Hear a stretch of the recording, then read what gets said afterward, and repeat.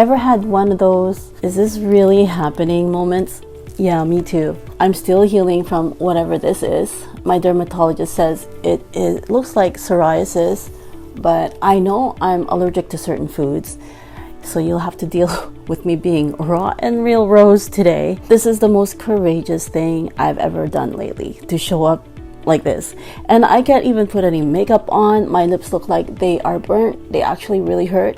It is what it is. And the funny thing is, I still need to show up for some reason. And I can't even put my makeup on, like I said. So my question to you guys is, was it a bizarre coincidence, a divine comedy, or just God showing me that he's got a sense of humor? I'm voting for option 3. This is a 2-part video. If you stick around, you'll see what I mean. And by the way, hey, good morning, sunshine. And I've got a story that's too good not to share. Picture this. It's September and my husband and I are buzzing with excitement. We're about to attend a much anticipated funnel hacking live. And I've even posted my excitement on my Facebook cover, as you can see here. One hack of a September to remember, and I still have it up. I'm going to take it down. Now, talk about a premonition, right? Well, let's just say it lived up to its name in ways I never expected. And here's the twist. I ended up in a bit of a pickle, all thanks to a little mishap that I might have brought upon myself.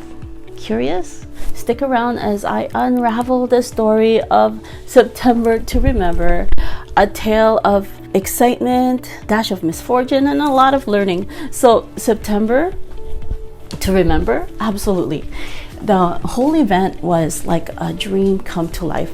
I can still remember that video ad of funnel hacking live back in 2021 that I stumbled upon and thought, I've got to be there someday. And fast forward, there we were, amidst a sea of 5,000 eager attendees hustling for the best seats like it was Black Friday at Best Buy. And guess what? We were there all thanks to a new business partner who wanted to get into the digital business and who saw something in me and decided, yep, go ahead and take your husband to the funnel hacking live, all expenses paid. And talk about a stroke of luck, or more like a blessing, right? Now, my husband, being Mr. Skeptic himself, especially when it comes to online business ops, like I said, I managed to pull him along. I said, it's going to be technical, I promise. And boy, was I not wrong. We geeked out big time, looking at a guy who'd rather sit in front of the aquarium all day than watch a motivational speech.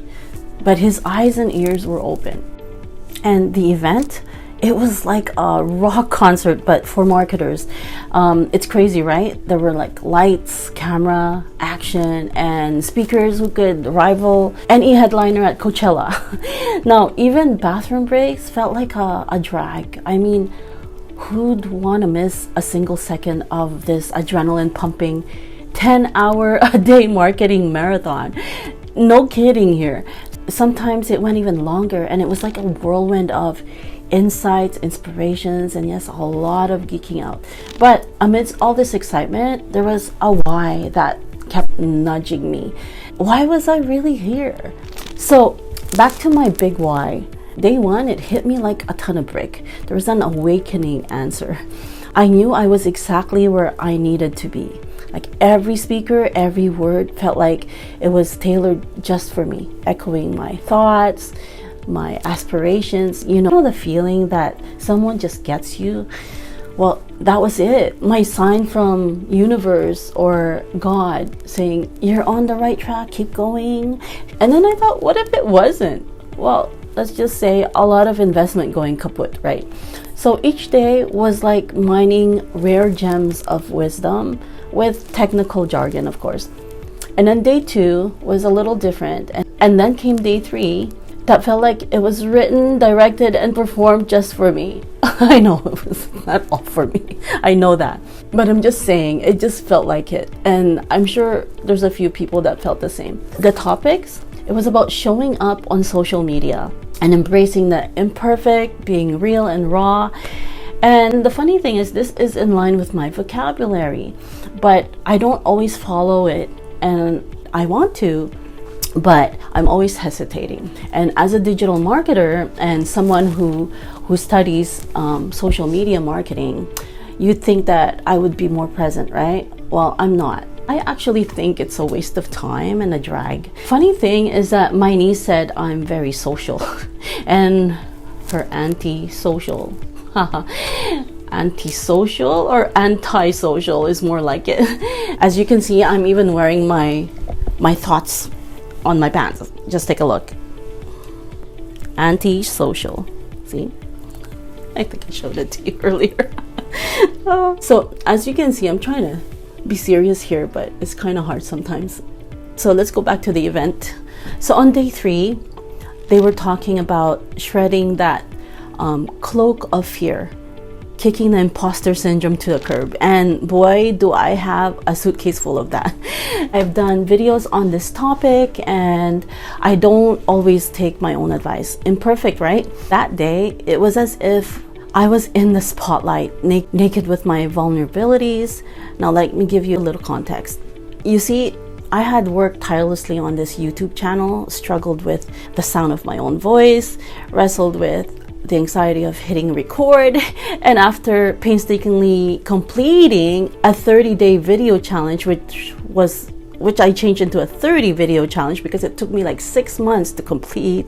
And I was just so happy to finish, but I wasn't too eager to share them. Crazy, right? Now, I can tell you, publishing them was the worst, and I was okay if people didn't watch them.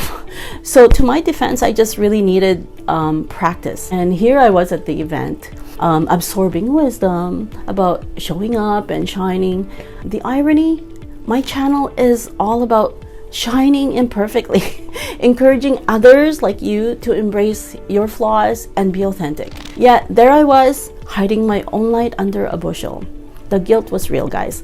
Guilt for not practicing what I preached, for hiding behind the curtains while telling others to step into their spotlight. Well, I dare you guys to start a YouTube channel and speak and tell me what you think. If it's easy for you, then maybe you love it. I don't love it yet. I think I will.